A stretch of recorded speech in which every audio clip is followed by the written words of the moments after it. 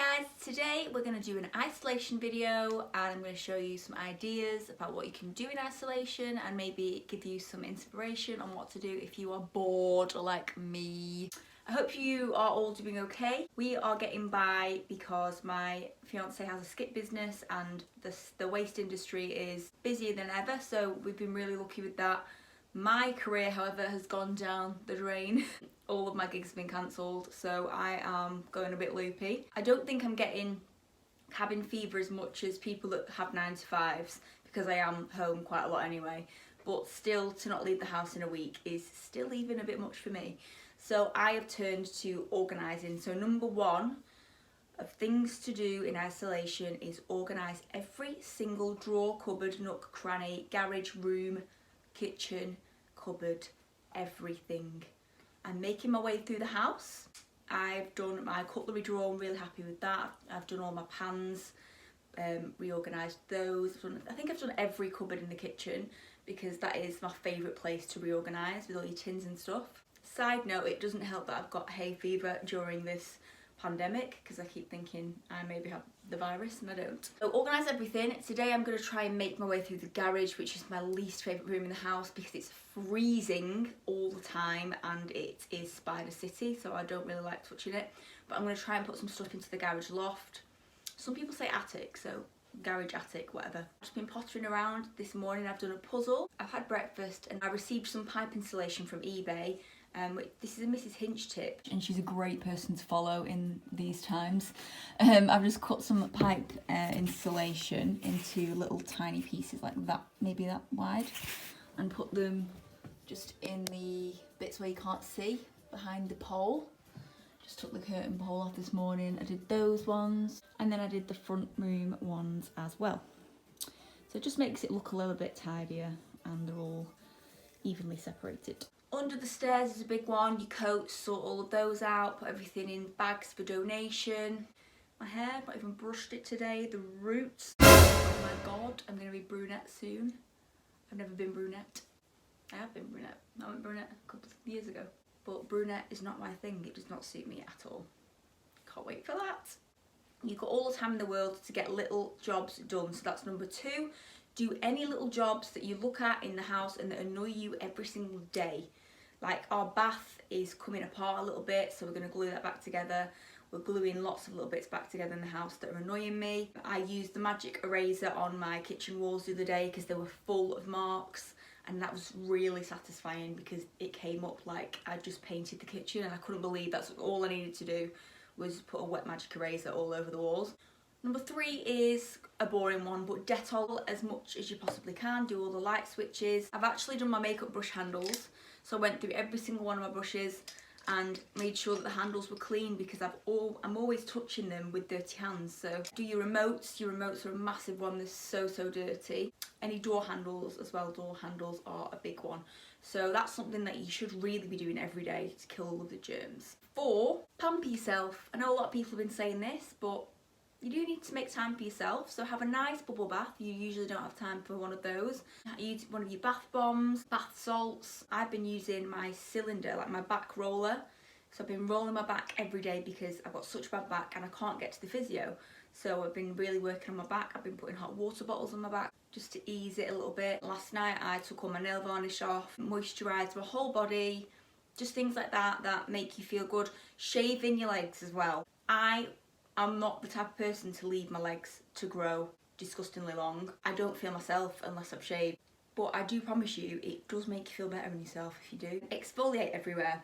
Do a face mask, light your candles, and just chill, just watch a film. And don't be so hard on yourself that you have to be doing things all the time in the house. Just make sure you relax and do a puzzle and just chill and watch films and watch everything that you like to watch so that you're happy and you're not going mental. Number 5 is do a puzzle. So I didn't think I would be into this, but I love it. It's so relaxing. It might be a new thing. I think we will all learn things from this. 1,000 pieces should be enough for about a week to 2 weeks worth because we're on day 3 and it's not even touched the sides. This is the picture, by the way. I can't hold it properly because we've got the sky in here. Number 6 is cleaning. I know, again, really obvious, but because you're in the house more, you're going to have more dust. So make sure you're dusting everywhere. A massive one for, I don't know why, but girls love doing this, the skirtings. Cleaning the skirtings with some Lenore and a Minky. If you watch Mrs. Hinch, that's just a scrubbing sponge. Yeah, dust it off first and then scrub it with your Minky. And they will come up smelling beautiful and looking nice and bright again. Hoovering has been making me feel a lot better about the house. Just seeing those hoover lines is well worth it. And mopping the floor as well, make sure you get all the dirt, all the germs off the floor, get some Dettol in your mop bucket. And yeah, just go to town on it, do all of your windows. If you don't usually have time to do the outside of the house, then you can do the window panes and things outside there. Number 7 is gardening. I know we've been advised not to garden in case we get an injury and have to go to A&E, but what injuries are you going to have, seriously? Just picking out your weeds, buying some little things like little hanging baskets, or Joe's just bought a little beehive where the bees can go in and lay their eggs, and then they put some nectar down for the eggs to feed off. This is what I was reading anyway. So we put one of those outside to save the bees. Bird houses so you can watch all the birds in your garden. You can just buy little things that are just going to brighten up your day because it is spring during this isolation period, and that is what we were relying on, feeling good in nature, because nature makes you feel so content. If you go outside and stand there for 5 minutes, you'll feel a nice rush of contentness come over you, because that is our natural habitat, to be in nature. Number 8 is bake or cook, make things that you've always wanted to learn how to make.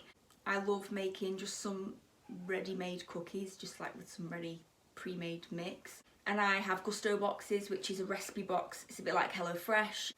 I've been consistent with those, we've stayed with those because we absolutely love making those and having new fresh meals every night.